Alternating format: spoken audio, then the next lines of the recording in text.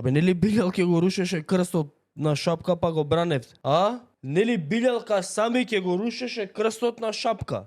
Ова прашање до пратеникот Александар Велјановски. Кого поддржува пратеникот Александар Велјановски? Билјалка сами човекот што сакаше да го руши крстот на Шапка? А, пратениче, нели Билјал, вие ќе го штроевте? Оф, мори мајко.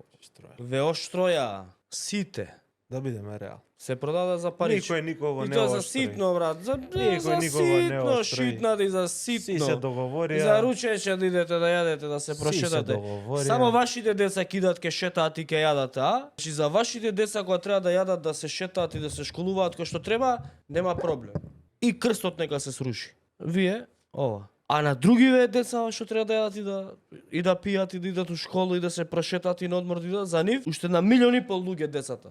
Тие што да прават? Треба да пасат. Вака не иде. Треба рестарт на државата. Рестарт, ама не со вас. Една цела генерација, една цела клика, една цела банда и во едната, и во другата, и во третата, и во четвртата партија. И по медиуми, и по редакции, и новинари, и водители. И судии, и јавни обвинители. И полицајци, и безбедњаци, и разузнавачи. И подземје. Тоа е една цела композиција на луѓе кои што се, да не заборавам, олигархија и бизнисмени. Тоа се едно 400-500 луѓе, 1000, кои што мора да се тргнат, кај сакат нека идат. Ама рестарт ќе се прави без вас. Вие рестарт не може да направите, пошто вие сте вирусот у компјутерот, у системот. Вие сте вирусот. Со вас рестарт нема.